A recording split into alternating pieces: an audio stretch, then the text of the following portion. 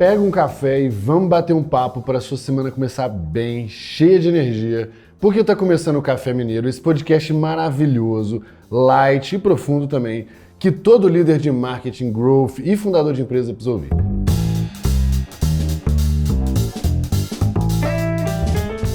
Eu sou Gabriel Costa Mineiro, fundador e CEO do GLA e do Merlin, e hoje nós vamos falar sobre várias coisas. Vamos analisar uma empresa que está no mercado muito competitivo. Vamos falar sobre planejamento de marketing growth para 2025.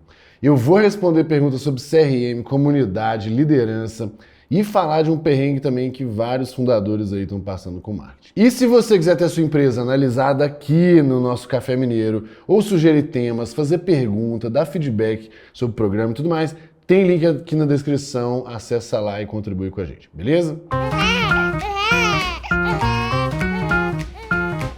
O nosso primeiro quadro é o Encontre a Criança. O objetivo é fazer uma análise e encontrar a grande oportunidade de crescimento de uma empresa sugerida por vocês. Lembrando que para entender o porquê desse nome, você precisa conhecer a metáfora da criança, ela é transformadora, ela é maravilhosa. E para isso tem vídeo no nosso canal. Para fazer essa análise, nós vamos usar um framework que eu criei chamado Mapa das Alavancas.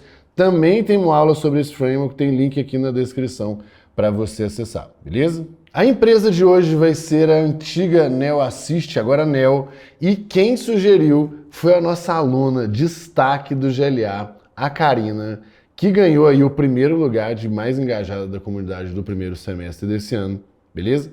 Lembrando, gente, que quando a pessoa sugere a empresa, ela não me dá mais nenhuma informação, então não tem nenhum dado interno, não tem número, não tem nada, beleza? Então a nossa análise aqui são percepções baseadas no que eu estou vendo no site, no Instagram e tudo mais, tá? De acordo com o site da Nel, a Nel é a única plataforma de atendimento que você precisa, beleza? E tem gente que gosta de jogar no modo difícil, e quem trabalha em plataforma de atendimento é um deles. E essa é uma das grandes tretas aqui, né? O motivo é porque é um mega oceano vermelho. Já existem várias plataformas, a Nel é bem antiga, inclusive, acho que tem uns 15 anos, mas tem muitas plataformas muito boas, com muita grana, então é uma competição acirrada. E uma curiosidade, inclusive, fugindo um pouquinho do script aqui, é que quando a gente estava criando o Merlin, existem muitos casos de uso, né, no Merlin. E a nossa única regra foi, velho, pelo amor de Deus, não vamos virar plataforma de atendimento, porque é uma briga de cachorro grande. Mas tudo bem, vamos lá, porque tem muita oportunidade de crescimento, mesmo com essa briga aí muito acirrada, né? Vamos lá. Primeira coisa no nosso framework, a gente olha os Unit Economics, né? O modelo de negócio, os números básicos e tal. E aqui, olhando bem, né, é muito improvável que a criança esteja aqui, eu vou te explicar por quê. Primeiro, deve ser um ticket muito alto. Porque olhando aqui no site, ó, eu consigo ver que a empresa tem poucos clientes, está 220 aqui. Para uma empresa de SaaS, esse é um volume pequeno. Lógico que não estou falando que é pouca receita, por isso que eu acho que é um ticket alto. Tem clientes enormes, Malve, ó, olhando aqui, Malve, Natura, Carrefour, Iquesac, Le Creuset, Lindt. Não tem preço no site, já falei no episódio passado que esse é o pulo do gato para identificar produto caro, né? Então, assim, de cara, ticket deve ser bem alto. Então é bom, né? Ticket alto é bom. Tem seus desafios, mas é bom. Outra coisa, eu conheço bem esse business aí de atendimento, plataforma de atendimento e tal. E esse é o tipo do negócio que costuma ter uma grande expansão de receita da própria base de clientes. E geralmente essa expansão de receita ela acontece de duas formas. Ou por número de seats, né? Então a empresa vai pagando por usuário. Então, se uma empresa cresce, ela tem mais gente no time de atendimento, ela vai pagando cada vez mais, sei lá quanto, né, X, R$500 lá, para cada pessoa que ela coloca. Então, uma empresa em crescimento sempre vai aumentar essa conta. Além disso, outra forma de expansão de receita é através de novas funcionalidades. Então, eu vendo um certo pacote aqui, e eu cobro X reais por seat, e aí daqui a pouco eu lanço uma funcionalidade nova que essa empresa quer, e aí eu aumento o valor por seat, então eu aumento a receita também. Então isso aqui costuma ser muito bom. Outra coisa muito boa nesse modelo de empresa, né, não costuma ter muito churn. Por quê? Porque é um parto mudar essas ferramentas. tanto por integração, tanto por dados consolidados que a gente tem, quanto treinamento do time. Então, essa empresa, né, a Anel, que tem essa pegada enterprise, deve ter muito pouco churn, mas muito pouco churn. De novo, não tem esse dado, mas deve ter muito pouco churn. E, na verdade, ela deve ter um churn de receita negativo. Um dia eu posso falar sobre isso com mais calma. Mas o que quer dizer, rapidamente, como tem receita que aumenta da própria base, por isso que eu falei, mudança de plano, upsell e seats a mais, mesmo que ela perca um cliente ou outro, todo mês a receita deve aumentar, a receita recorrente mesmo deve aumentar por causa dessa dinâmica que esse software tem. Então, assim, não me parece que a criança esteja por aqui, beleza? Uma coisa que eu acho que é uma oportunidade é o seguinte, a maioria dos SaaS que vão colocando muitas funcionalidades, a maior parte dos clientes nem sabe que tem aquilo tudo. Então não acho que a criança esteja aqui, mas deve ter uma oportunidade ainda de cross-sell, upsell, né, de eu vender novas funcionalidades para essa minha base de clientes existente, tá bom? Então, me parece um business interessante, apesar de que o ciclo de venda deve ser muito longo, deve ser um saco, mas paciência, né? Se estiver ganhando dinheiro, tá tudo certo. Bom, falado então de unit economics, vamos para posicionamento, e aqui está a grande treta, porque é um grande oceano vermelho. Primeiro, a Anel está com uma marca nova, moderna, bonita, gostei. Não vou fazer análise de branding aqui, mas me agradou. E a Anel tem um posicionamento claro. O problema desse posicionamento é que é difícil de diferenciar no mercado. Por quê? Assim, olhando o site aqui, né, o que eu vejo? Os argumentos principais são centralizar tudo num só lugar. Se a gente olha a headline aqui, né, a única plataforma que você precisa, não sei o que e tal. E uma parada de IA também, que todas as empresas estão falando. Então todas essas plataformas falam sobre centralizar e todas falam sobre IA. Aí, obviamente, deve ter uma que faz melhor, outra pior, mas enfim. A promessa e o posicionamento acabam sendo muito parecido, tá? Uma coisa que eu acho interessante aqui é que o posicionamento geral, se a gente olha o site, ele é bem amplo, ele é sobre isso, Omnichannel, 360, parará. Só que quando a gente vê os clientes da Anel, tem vários clientes que são muito, assim, a maior parte dos clientes, pelo menos que eles estão mostrando aqui, são mais comércio e varejo, né? Então, me dá uma sensação que pode ter uma oportunidade de um posicionamento mais específico do tipo, cara, nesse mercado aqui eu sou mais foda, olha os meus clientes, eu sou mais especializado. Não sei se eles já fazem isso, às vezes não tão publicamente e tal, mas me parece uma oportunidade legal. Depois nós vamos para canais. E assim, spoiler, eu acho que a criança está por aqui, tá? Primeiro, aparentemente não fazem muito conteúdo, tem um ou outro post aqui no blog, bem espaçado e tal. Honestamente, eu também não faria, se esse fosse o meu público, né, mais enterprise, ou não desse jeito pelo menos. Olhando o Instagram aqui, também é um negócio mais corporativo da marca. Dá para ver até pelo Instagram que participam de muito evento, e isso é natural do enterprise, especialmente, né, para esse tipo de cliente que a gente vende. Então, assim, a criança deve estar por aqui.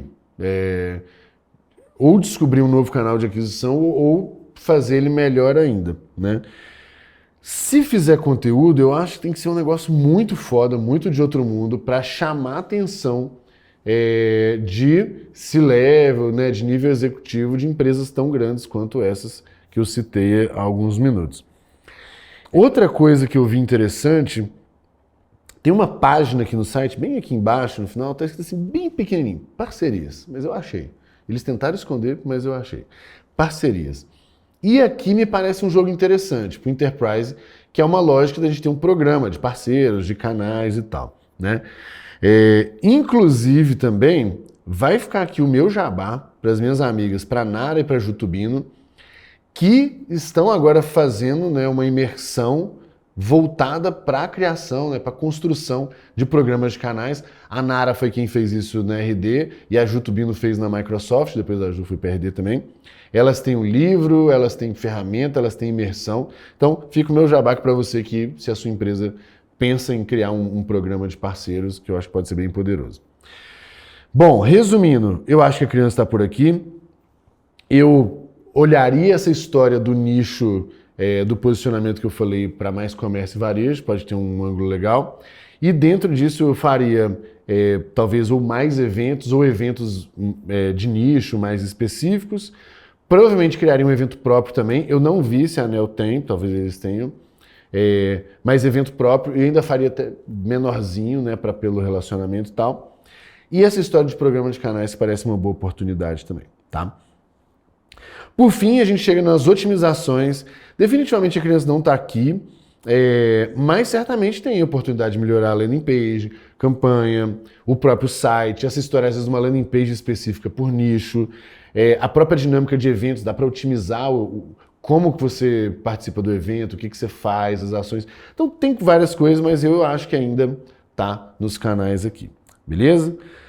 Então é isso, essa é a nossa primeiro quadro, a nossa análise. Lembrando, se você quiser ter a sua empresa analisada aqui, manda pra gente, tem o link na descrição. Agora vamos para o nosso segundo quadro, Sem Filtro. A ideia aqui é a gente discutir um tema de uma forma mais aberta. É um momento para eu contar algum backstage, para a gente chorar as pitangas, às vezes levar a famosa chinelada ou ter papos filosóficos de uma maneira profunda, ou seja, é um quadro para eu falar o que eu quiser falar. E hoje o nosso tema vai ser uma discussão que teve no grupo lá do GLA, no GLA Lideranças, e eu achei que é uma época muito boa do ano para a gente fazer, que é a gente discutir como fazer um bom planejamento de marketing growth, beleza? Fazer um bom planejamento é bem difícil, então eu até vou passar algumas coisas aqui. Porém, fazer um planejamento horroroso é bem fácil, e vamos começar por ele, porque aí a gente já começa a saber o que a gente tem que evitar. O que nós temos que evitar, né? Fazer um listão de ideias mal conectadas, né? E distribuída aí ao longo dos meses. Então, a gente faz um mega brainstorming, acho que isso faz sentido, vou lá, distribuo ao longo dos meses e pronto, agora tem um planejamento maravilhoso, né? E assim, gente, eu já fiz isso, você já fez isso, talvez você esteja fazendo isso agora, inclusive, então se estiver, para, beleza? Então, antes de tudo, vamos alinhar. O que é um bom planejamento?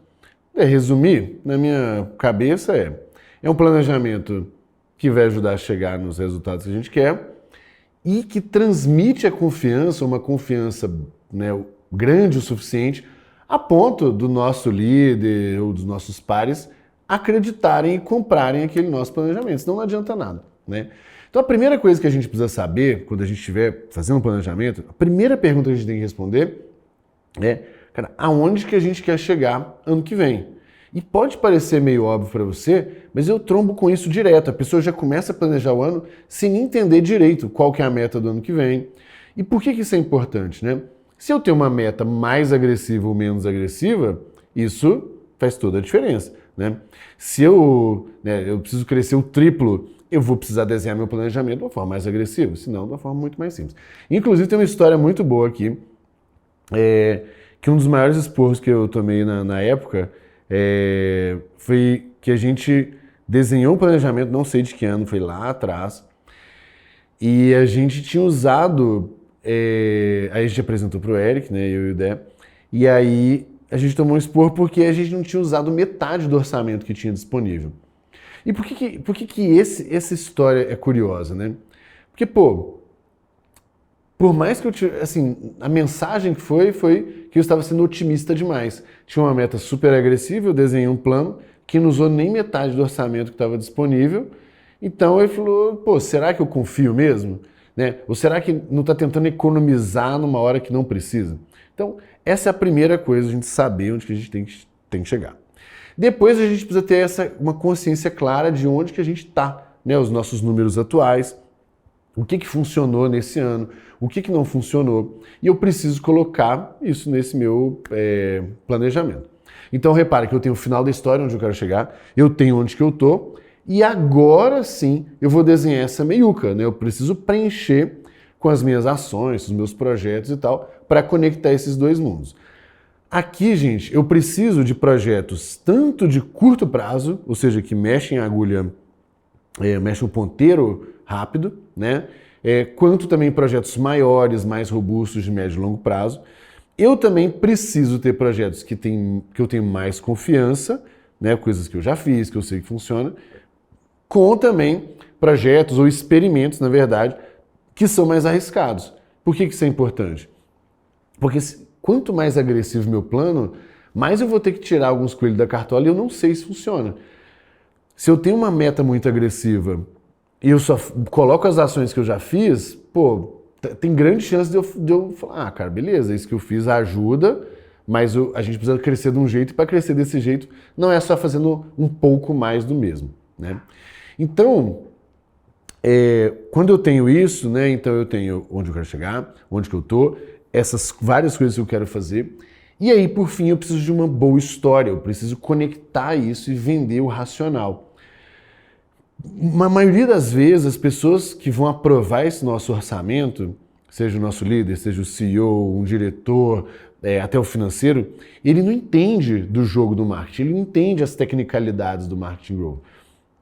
Mas ainda assim, você precisa ser capaz de contar uma história. Por que eu estou fazendo isso agora? Por que eu vou fazer isso depois? Né? Então, por exemplo, eu posso ir lá e aí ao criar essa história, eu falo, olha, os nossos números estão assim, essa coisa funcionou muito bem esse ano, eu acho que a gente ainda pode investir mais nela, só que ela tem um teto. Esse outro número aqui não tá legal, tá ruim, a gente precisa melhorar essa taxa de conversão, esse desempenho aqui, papapá. E, olha, a gente quer crescer de um jeito muito desproporcional, então eu vou precisar fazer coisas que a gente nunca fez antes. A minha proposta é A, B, C e D. Eu não sei se elas vão funcionar, tal empresa fez assim, tal estudo eu vi e faz assado. E como eu não sei se ela vai funcionar, eu vou mitigar esse risco. Então, olha, eu não vou botar tanto dinheiro nessa iniciativa ainda, eu vou testar. Se ela funcionar, aí a gente investe mais aqui.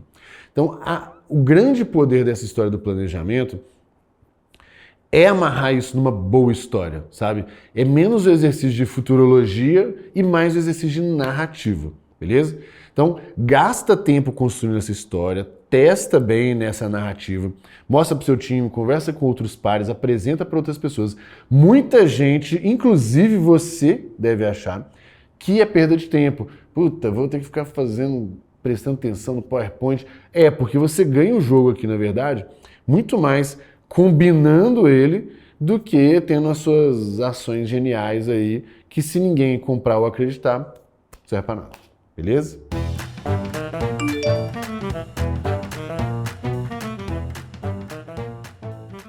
O nosso terceiro quadro é o quadro de perguntas e respostas, que a gente ainda não tem nome, então se você quiser sugerir alguma coisa, manda aqui nos comentários, ou se você não quiser se revelar, acessa o link e manda na descrição. Essas perguntas que eu vou responder podem ser enviadas pelo link ou pelo meu Instagram também, Gabriel C. Mineiro. Vou abrir caixinha lá de vez em quando, eu espero. Não, vou sim, prometido, tá?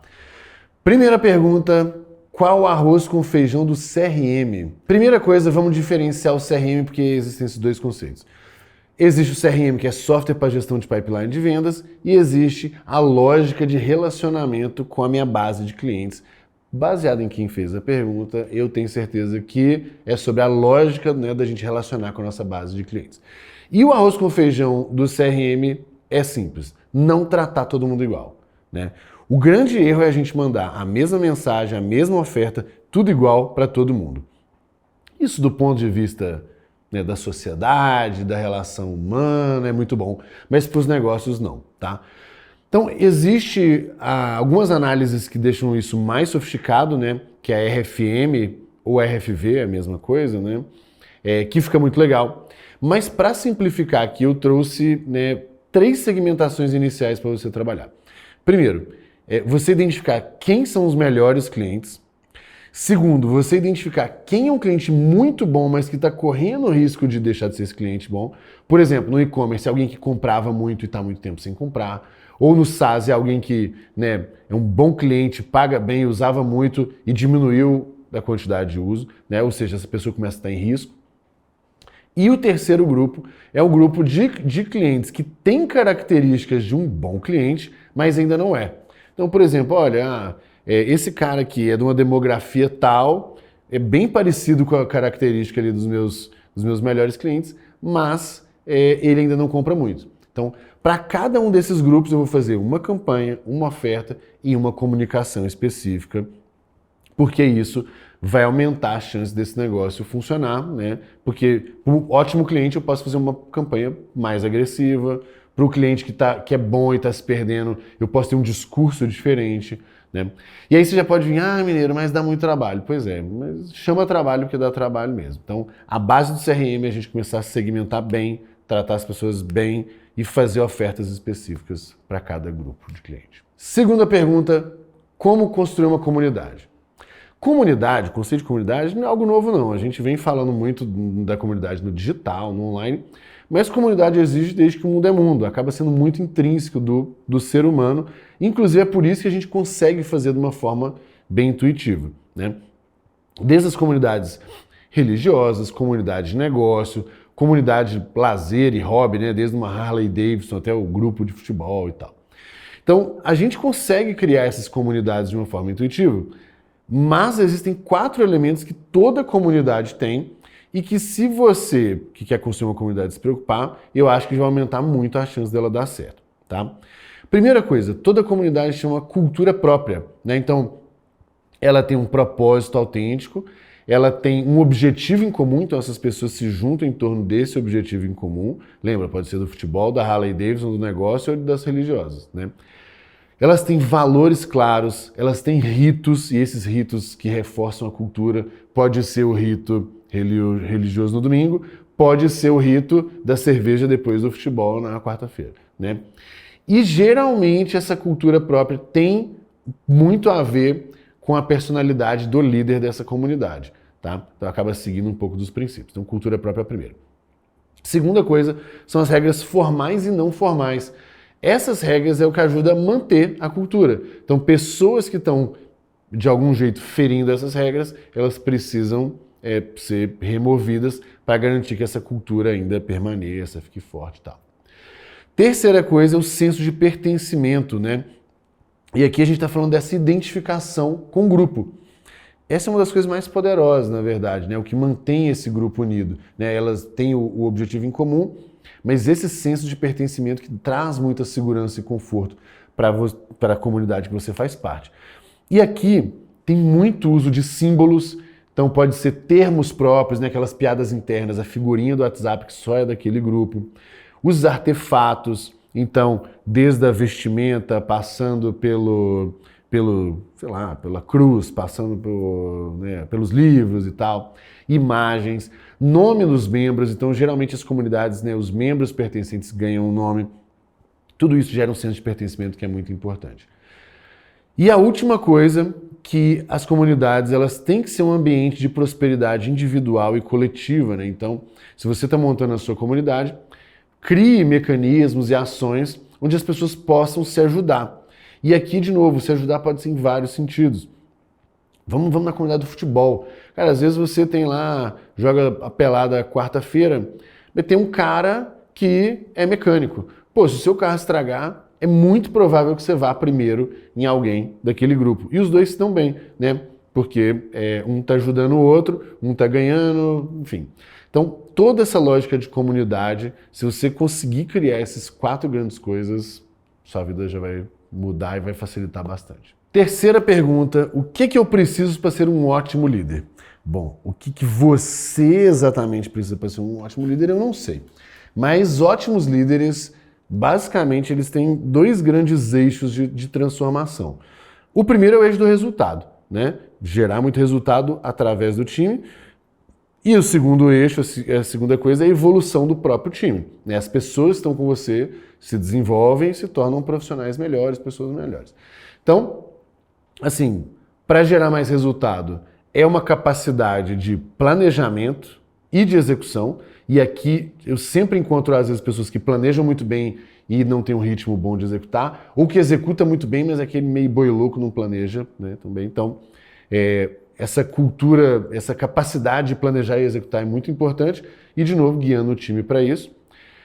E o desenvolvimento do time é uma cultura de feedback, né?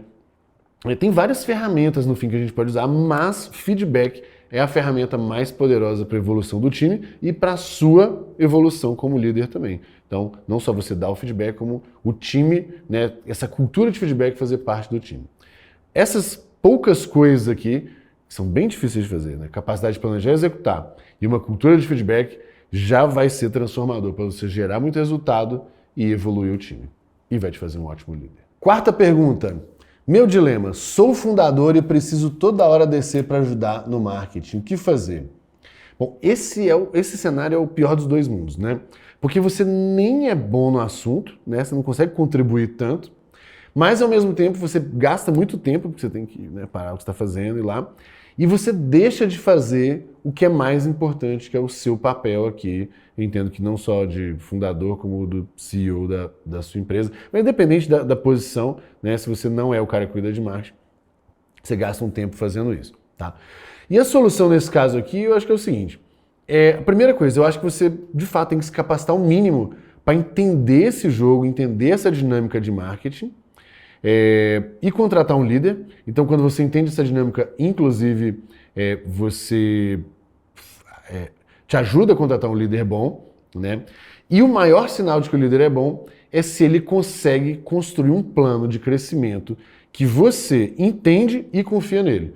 Porque o que eu mais vejo por aí é um fundador que não confia no plano de crescimento do líder, tá? Se você não consegue contratar um líder bom, aí você tem um problema. E aí, ou você se torna esse líder bom, que vai te exigir também uma evolução na jornada, ou você traz algum mentor para te ajudar nesse processo, para evoluir esse líder, para te ajudar a evoluir e cortar caminho, né? O fato é que algum investimento você vai ter que fazer, porque não fazer esse investimento e tentar resolver na força bruta aqui vai te fazer gastar muito dinheiro, perder muito tempo. Então, assim, sendo bem sincero, evite esse caminho.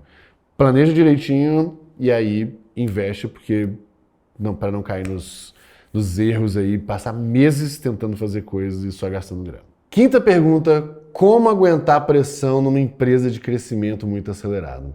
Olha, para essa pergunta, eu vou voltar com o quadro, que já é o quadro mais amado do Brasil, apesar de só ter tido uma edição dele, chamado O Importante Não É Saber, e sim ter um telefone de quem sabe.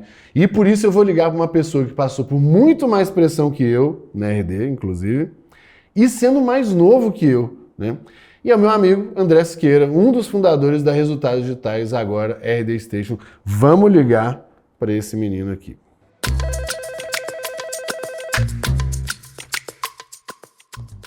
Vamos ligar pro Dé aqui, ó. Alô? Fala, Dé, beleza? Fala, bro, beleza? E você? Tudo bom. Pode falar aí 2 minutos? Tá com as Manda crianças, ver, tá cara. ocupado? Não, manda ver. Aposentou, né? Tá bom. Dé, o negócio é o seguinte. Eu recebi uma pergunta aqui, depois eu te explico, tá? Não tem preocupa não. Recebi uma pergunta aqui que você vai ser muito melhor para responder que eu. Que é muito simples. Como aguentar a pressão numa empresa de crescimento muito acelerado? E aí, você passou por mais pressão que eu, mais novo que eu. Então, eu passei a bola. Tá com você aí. Cara, é uma ótima pergunta, assim, e olhando pra trás, eu acho que eu aguentei no sentido de não desistir, mas não foi sem danos, não. E olhando pra trás, algumas coisas eu acho que eu faria diferente. Eu acho que o que me ajudou a segurar bem ali e não desistir, eu gosto muito de pensar naquele... Tudo é difícil, né? Escolha o seu difícil. Então, você tá em forma é difícil, você não tá em forma é difícil, ser casado é difícil, não ser casado, ser divorciado também é difícil. Então, tem as coisas que a gente escolhe e faz parte do perrengue. Então, para a vida que eu queria, eu entendia que isso seria difícil, mas não fazer também. Ia te Então, colocar isso numa situação minimizava. pior, né? Talvez. Então. Exato. Então, eu acho que essa mentalidade em vários momentos ajudou. Eu acho que é meio clichê, né? As pessoas falam muito do porquê. Eu acho que o porquê ele é importante e ajuda, mas para mim sempre ajudou muito também o porquê. né? Eu sempre fui muito movido, por exemplo, pela proximidade com a família, e aí esse pensamento de orgulhar eles, de fazer eles felizes com as minhas conquistas, e acho que era uma coisa que pesava. E uma outra é o entendimento também e aí eu acho que vale você entender de negócios para saber que tipo de oportunidade você está vivendo, né? Então eu entendia que aquela era uma chance única. Eu estava com gente muito, muito boa do meu lado, num cenário que tinha possibilidades bem legais de crescimento, de criar um super case que não só poderia ter... E é engraçado, porque na RD eu tinha uma participação muito pequena, assim, eu era founder, sócio, mas minha participação era pequena. E em vários momentos eu falava, pode ser que isso aqui não resolva a minha vida financeiramente, mas isso aqui pode ser uma construção incrível de um case que vai me abrir portas e vai me colocar numa posição muito mais confortável para fazer dinheiro depois. No fim das contas, acabou sendo uma saída boa, mas se não fosse, eu tenho certeza que a RD me deu isso. Então, ter essa avaliação de que era uma chance única e muito valiosa também ajudou. E aí tem coisas menores, né, cara? Então, hobbies, putz, eu tinha lá o meu horário do tênis, por exemplo, que era meio sagrado para mim. Então, desligava, tirava um pouquinho a cabeça. Essas foram coisas que me ajudaram, né? Agora, entrando um passo depois, olhando para trás hoje, com a cabeça de hoje, eu teria começado muito antes na terapia. Legal. Eu tinha tido alguns momentos de terapia, mas sempre pensando em contextos mais pessoais, né? Assim, relacionamentos, família e etc. E demorou pro tema trabalho entrar nas minhas terapias e muitas vezes as coisas estão até conectadas, algumas características pessoais e tal. Então eu era um cara que me sentia sempre muito pressionado para mostrar que eu queria estar ali, que eu merecia estar ali. Corria atrás o tempo inteiro para poder entregar, mas ao mesmo tempo com muita ansiedade, com procrastinação. E eu acho que esse caminho ele poderia ter sido mais leve para mim se eu tivesse começado a terapia, para trabalhar muito a minha autoconfiança, para trabalhar muito do meu sentimento de quem eu sou e não depender de qualquer pequena falha, qualquer erro. Para mim era um grande massacre, era uma dor, eu ficava me chicoteando, e eu acho que isso eu poderia ter encarado de forma mais leve. Uma outra coisa que eu acho que teria feito a diferença era ter um bom mentor. Escolher alguém, talvez alguém que passou por algo parecido, pode ser um gringo, pode ser alguém daqui, mas alguém que me acompanhasse com mais frequência. Eu fazia muitas conversas de mentoria, na maioria das vezes muito técnicas e pontuais, mas eu não tinha alguém me acompanhando. E eu acho que se eu tivesse alguém para eu falar, putz, tô na dúvida disso, tô com medo daquilo, não tá indo legal, o que você acha? E ter esse voto de, cara, você tá indo bem, você tá fazendo certo, eu escolheria esse caminho, tá assim, porque é difícil mesmo. Às vezes esse votinho ali também teria feito a diferença para mim. Pô, animal, Dé. Eu devia ter te ligado alguns anos atrás também pra ouvir, facilitar a vida. Mas, cara, animal, obrigado, velho. Não quero ocupar mais seu tempo, não. Depois você vai ver essa resposta assim, em outro lugar aí. Depois eu te mando. Velho, brigadaço. Um beijo na família aí. Nos vemos em breve. Tamo junto. Pra você Valeu, também. Abraço. Abraço, Tchau. falou. É isso, tá vendo? Tinha alguém que ia responder muito melhor que eu. O importante não é saber até o telefone de quem sabe. Pessoal, o Café Mineiro vai ficando por aqui. O nosso café acabou. É hora de trabalhar. Mas um lembrete, se você tá ouvindo no Spotify, tem que dar 5 estrelinhas. Vai no YouTube também para você ver, porque não sei se você sabe, mas a gente tem vídeo também. Você vê os nossos cenários, vê aqui o site passando, vinheta, não sei o que e tudo mais, tá? Compartilha, manda para as pessoas que você acha que tem que ouvir. E vai no meu Instagram, Gabriel C. Mineiro, porque eu também vou abrir caixinha de pergunta lá, vou postar algumas coisas de conteúdo complementar e tem link aqui na descrição para você mandar sua pergunta, você mandar sua empresa para ser avaliada. Combinado? Até semana que vem.